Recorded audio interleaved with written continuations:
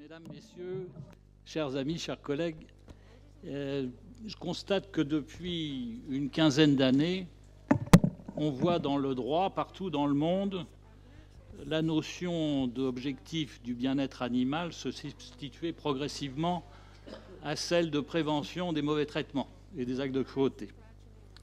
Mais on peut constater dans le même temps, non sans une certaine surprise, que nulle part dans ces textes, le bien-être animal n'est défini.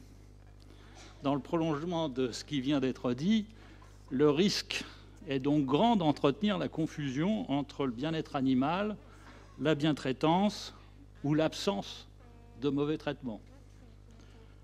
Je suis tout à fait d'accord avec Astrid Guillaume pour dire que les pièges sémantiques tendus par les sous-entendus conduisent toujours immanquablement à des malentendus fâcheux.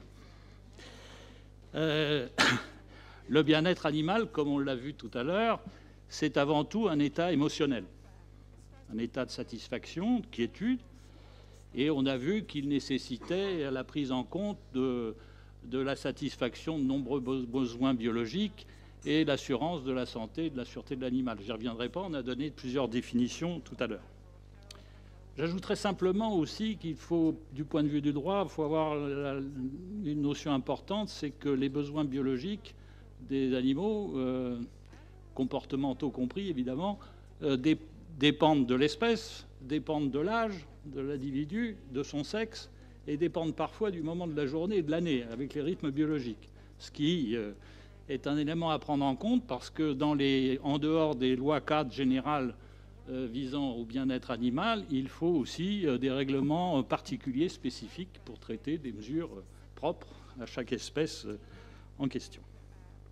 Alors, la question est aussi le bien-être animal qui implique, on l'a dit tout à l'heure, un état émotionnel, des sensations.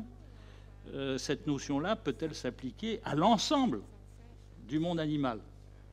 Pour le zoologiste que je suis, eh bien, les animaux sont des organismes pluricellulaires qui peuvent se déplacer par eux-mêmes, au moins à un stade de leur développement, et qui se nourrissent d'autres organismes.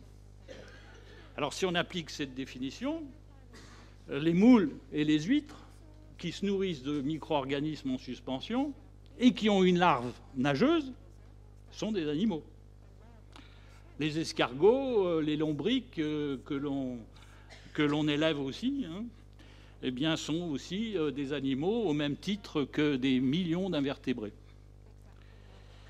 Mais peut-on légitimement se préoccuper du bien-être de ces animaux-là, qui ont une sensibilité nerveuse purement sensorielle, à réaction motrice purement réflexe, dépourvus d'organes cérébrales, ils ne sont pas capables d'éprouver des sensations ou des émotions comme d'autres animaux. Alors, cette problématique vis-à-vis du droit nous conduit à nous pencher sur la définition de l'animal lui-même dans les textes juridiques relatifs à sa protection. Je vais vous proposer donc maintenant un petit voyage éclair sur 5 continents pour découvrir quelques exemples les plus significatifs de définitions générales données aux animaux que j'ai collectées au fil des pages des législations d'une trentaine de pays. Comme vous le verrez, ces définitions relèvent de 3 grandes catégories. Des catégories utilitaires, qui sont les plus anciennement utilisées dans le droit. Elles sont extrêmement nombreuses.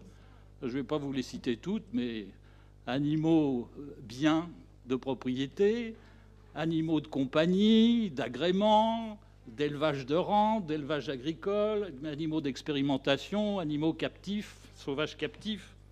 Je noterai au passage, pour relever d'ailleurs ce que disait le professeur Nouette tout à l'heure, que les législations sur le bien-être animal et la prévention des actes de cruauté ne concernent que les animaux dont tout ou partie du cycle vital est entretenu par l'homme, et donc ne concernent pas les animaux sauvages qui vivent librement dans la nature. Les lois qui les concernent ne sont relatives non pas à la protection des individus, mais ne sont relatives qu'à la préservation ou à la maîtrise des effectifs des populations de certaines de leurs espèces. Une autre catégorie est celle de la catégorie d'ordre philosophique, qui ont été introduites plus récemment, un peu plus tard, en tout cas après les catégories utilitaires. Il s'agit par exemple de être, créature, non-chose. Et puis enfin, les catégories scientifiques, qui sont les plus récemment introduites dans le droit. Il s'agit de celles de la classification zoologique, par exemple les vertébrés, c'est-à-dire l'ensemble des animaux qui ont un crâne et une colonne vertébrale qui renferment leur système nerveux central. Alors il s'agit en fait des mammifères, des oiseaux, des reptiles, des amphibiens et puis des poissons. Donc il y a aussi les invertébrés. Alors on peut en citer quelques exemples. Vous verrez pourquoi je cite ces exemples, non seulement parce que je suis zoologiste marin et qui m'intéresse beaucoup, par exemple les céphalopodes et les crustacés, les capodes. En gros, les pieuvres, les sèches, et puis pour les crustacés, les crevettes, les homards, les langoustes, tout ce que vous voulez. Alors il y a aussi une catégorie scientifique qui est celle des stades de développement embryologique. On peut parler par exemple des larves autonomes, c'est-à-dire qui peuvent se nourrir par elles-mêmes, par exemple les têtards, ou les formes fétales pour les mammifères. Et puis, il y a la troisième catégorie scientifique qui est la sensibilité neurologique. Alors, c'est sur ces trois catégories, vous imaginez, que j'insisterai le plus au cours de cet exposé. Ah, ça marche pas. Ah, d'accord. Ah bon, il faut que je refasse derrière. D'accord. Alors, passons en Europe, et vous verrez que les textes communautaires européens ont d'abord défini les animaux au regard de leur appartenance stricte aux classes des vertébrés, autres que l'humain, évidemment. Puis, après avoir attiré l'attention sur leur sensibilité, ils ont élargi la définition, d'une part, à certains stades de leur développement, forme lavaire autonome, comme je l'ai dit tout à l'heure, ou fétale, au dernier tiers de leur développement. Et aussi, parfois, à une classe d'invertébrés, celle des céphalopodes, les pieuvres et les sèches, comme je vous disais tout à l'heure.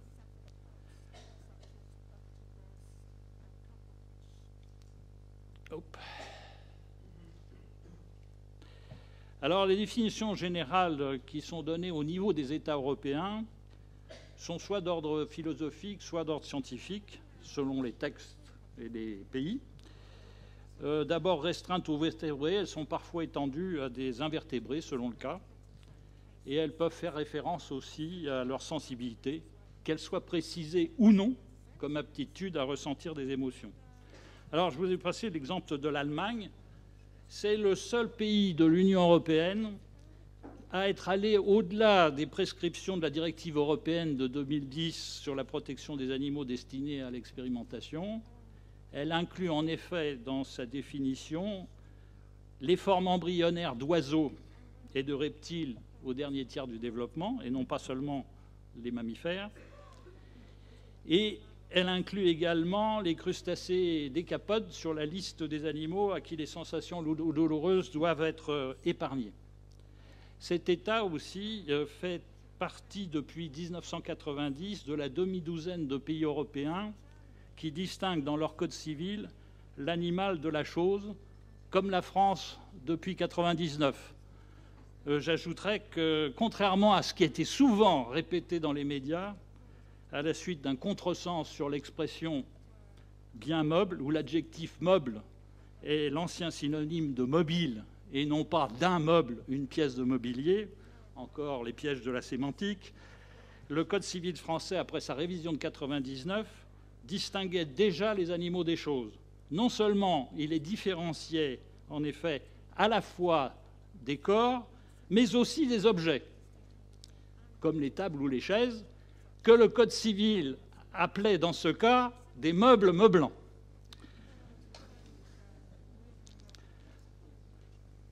Alors, en déclarant, depuis sa révision de 2015, avec son nouvel article 514.4, les animaux sont des êtres doués de sensibilité, le nouveau Code civil a le mérite de lever désormais cette ambiguïté sémantique en mettant en évidence une caractéristique biologique qui distingue les animaux des choses.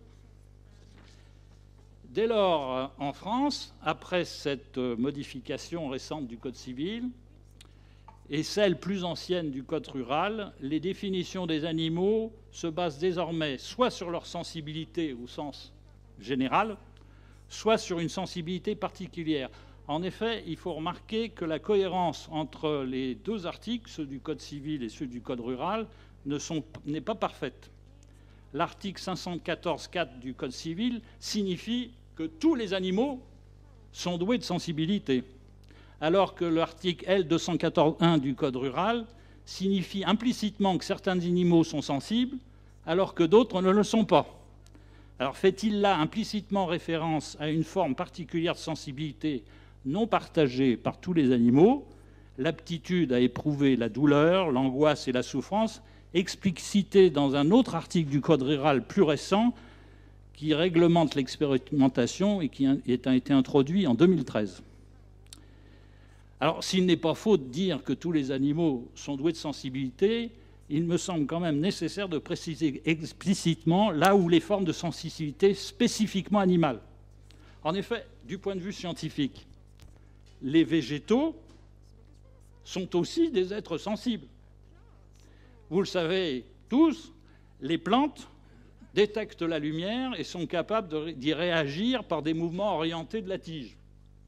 Il y a même des plantes qui ont des feuilles, qui ont une sensibilité mécanique et qui réagissent par des mouvements extrêmement rapides.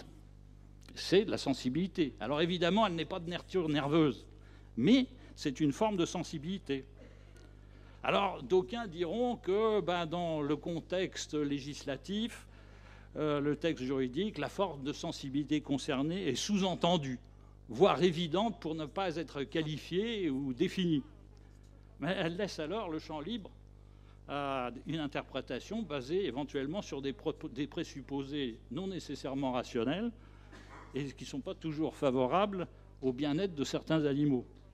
Par exemple, et j'ai vu souvent le cas, parce qu'un poisson, par exemple, est un animal très lointain de l'homme et des animaux de compagnie, eh bien, quelques juges pourront douter, voire nier toute capacité chez lui d'éprouver des sensations. Ce qui n'est pas la réalité scientifique. Donc, il y a d'une part des animaux qui ont une forme de sensibilité émotionnelle, et puis d'autre part, qui s'ajoutent à la sensibilité sensorielle simple, qui est partagée par contre par tous les animaux, huîtres et moules compris. Alors les experts du réseau juridique européen sur le bien-être animal relevaient d'ailleurs dès 2013, et j'appuie ce qui a déjà été dit, l'imprécision du terme « être sensible » qui ne traduit pas correctement en français le terme anglais « sentient beings », lequel qualifie en effet plutôt les êtres ressentant des sensations. À l'inverse, le mot français « sensibilité » est plus proche de l'anglais « sensitivity » que de l'anglais « sentience ». Ces mêmes experts, d'ailleurs, regrettaient aussi l'absence de définition du bien-être animal.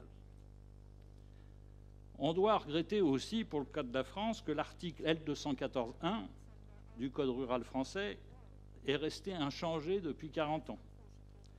L'expression « conditions compatibles avec ces impératifs biologiques » aurait eu bonheur d'être remplacée par une expression plus exigeante et plus appropriée. Conditions assurant impérativement son bien-être. En effet, de mon point de vue, les impératifs biologiques, pas plus que la sensibilité, n'en sont spécifiquement animaux.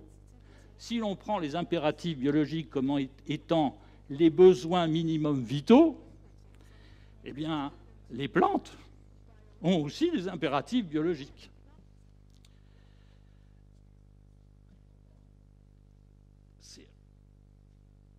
Alors, on va voir là sur ce panneau que 3 pays européens, la Tchéquie, la Grèce et la Pologne, ont été les premiers à préciser peu ou prou la forme de sensibilité concernée dans la définition juridique qu'ils donnent aux animaux.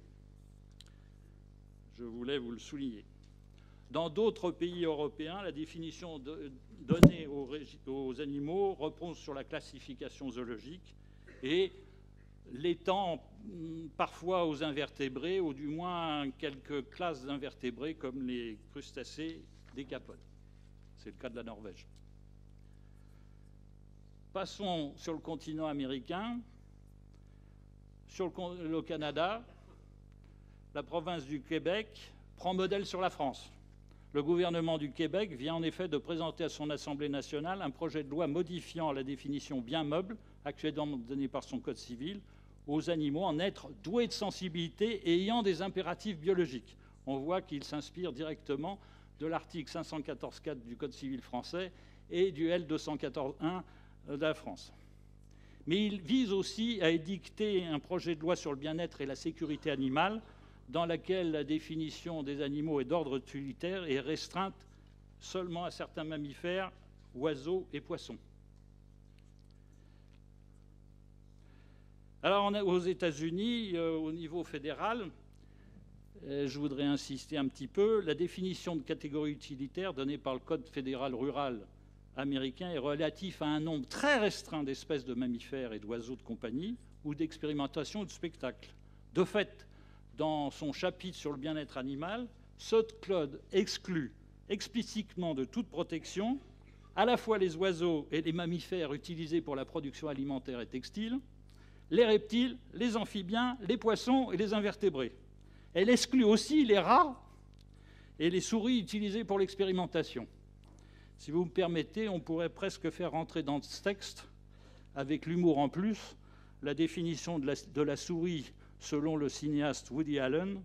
La souris est un animal qui, tué en quantité suffisante et dans des conditions contrôlées, produit une thèse de doctorat. La définition fédérale américaine des animaux, une des plus restrictives au monde, traduit assez bien, me semble-t-il, la faible accroche des lois américaines pour la protection animale. Marion Sullivan et Tammy Brand vous en parleront cet après-midi, et aussi appelle à une vigilance particulière pour les négociateurs européens vis-à-vis du traité de libre-échange transatlantique, et Catherine Mercier, demain, vous en parlera plus avant. Alors, au niveau des États américains, vous verrez que quand même, certains États ont des définitions plus larges. C'est le cas de l'Arizona. Et je voudrais aussi vous signaler la législation de l'Oregon, qui fait référence très explicitement à la forme de sensibilité concernée, à savoir la capacité à éprouver des émotions déplaisantes, et qui s'est inspiré directement d'ailleurs d'une mention de la directive européenne sur la protection des animaux utilisés à des fins scientifiques. En Asie maintenant, voici 4 exemples qui vous montrent que la définition peut être d'ordre utilitaire et englober tous les animaux domestiques ou sauvages captifs, ou bien d'ordre philosophique et étendue même à l'ensemble du monde vivant. En Afrique, sur le continent africain, si l'on relève généralement des définitions d'ordre utilitaire et le plus souvent restreintes aux seuls animaux vertébrés, la loi de Tanzanie se distingue. Elle donne non seulement une définition scientifique entendue aux invertébrés, et elle est l'une des seules au monde à définir précisément non seulement la sensibilité, comme vous le voyez, mais aussi les 5 libertés du bien-être animal en s'inspirant de la définition donnée par l'Organisation mondiale de la santé. Je voulais vous le montrer. En Océanie, les définitions générales d'ordre scientifique comptent parmi les plus avancées. Dans certaines provinces australiennes, elles peuvent se limiter aux vertébrés autres que l'homme et les poissons, Mais dans d'autres, le Victoria par exemple, et en Nouvelle-Zélande, qui reconnaît de plus que les animaux sont des êtres sensibles, elles s'étendent à tous les vertébrés, en incluant même leur forme lavémaire autonome et leur forme anténatale durant la seconde moitié de leur développement, pas le tiers, pas le dernier tiers, le second moitié. Elles incluent aussi les invertébrés de deux classes, les céphalopodes et les crustacés décapodes. Je conclus.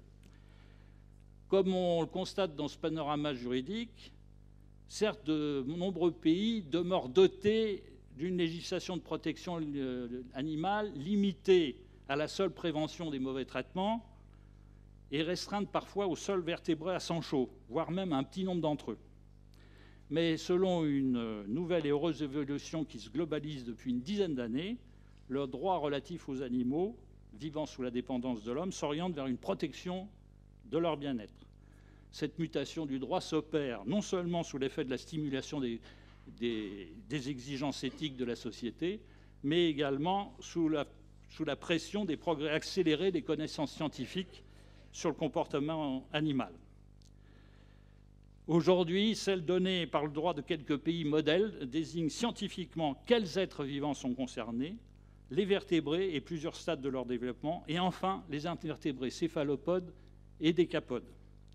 Ce sont justement les animaux chez lesquels les données scientifiques actuelles, l'existence d'une aptitude à ressentir des émotions est avérée ou simplement possible, ce qui revient dans cette dernière éventualité à adopter un principe éthique que le professeur Jean-Claude Nouette qualifie avec justesse de principe de présomption.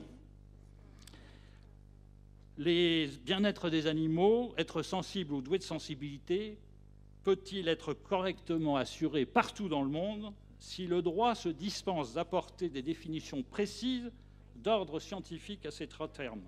Interrogeons-nous, je finis, lorsqu'on parle de bon niveau de bien-être animal, n'utilise-t-on pas la terminologie rassurante de la communication positive? Si oui, ne s'agit-il pas plutôt, en réalité, de niveau tolérable de mal-être animal? Si oui, tolérable pour qui et pourquoi? Ainsi, pour conclure, dans la foulée de ce que disait Astrid Guillaume, permettez-moi de paraphraser une célèbre citation du prix Nobel de littérature française Albert Camus, en disant que mal nommer les animaux sensibles et leur bien-être, c'est ajouter aussi au malheur du monde. Je vous remercie de votre attention.